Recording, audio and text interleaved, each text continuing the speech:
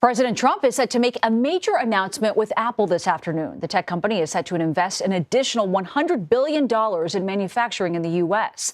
That brings the total amount of new investment by Apple to roughly $600 billion. The purpose, they say, is to bring more of their supply chain to the U.S., which would in turn create more jobs. Joining us now for more on this is CBS News Chief White House correspondent Nancy Cordes. Nancy, thanks for being with us.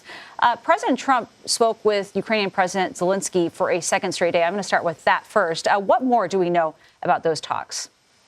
Well, President Trump, Nancy, said that it was a good conversation.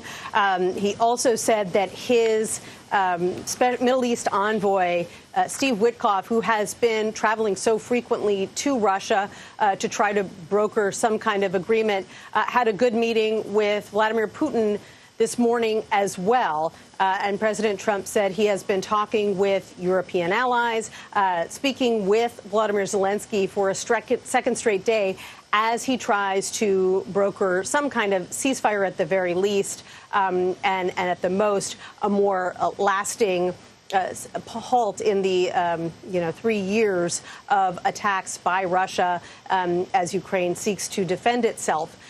The reason that talks seem to be heating up right now is because President Trump had placed a deadline of Friday for Russia to either get on board with negotiations or face even more sanctions. And so now we're seeing that these conversations are happening.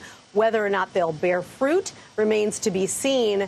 But at this point, senior officials say they are still moving ahead with plans to announce new sanctions on Friday.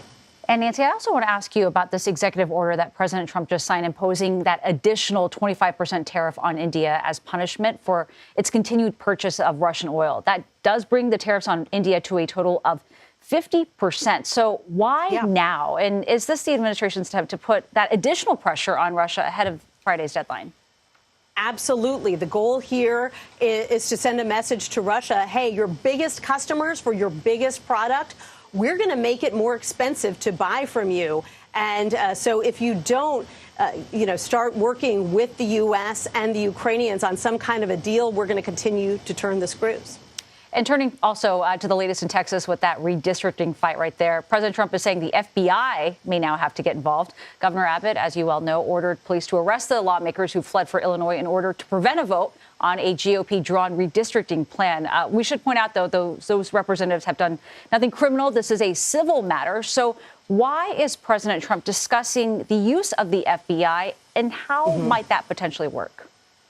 Well, he was asked about it yesterday, but it was an idea that came from Republican Senator John Cornyn, who said that because these lawmakers have now gone past state lines, they are in another state, that perhaps the FBI should be sent to try to retrieve them. And he and the governor have also floated this notion, Nancy, that because these lawmakers are accepting assistance from other states, that this is akin to taking a bribe and therefore could be a criminal matter. So they are looking to ratchet up the pressure on these Democratic lawmakers as they try to bring them back to Texas so that they can move ahead with their redistricting plans. Stay tuned for all this. Nancy Cordes, we always appreciate talking to you. Thank you very much.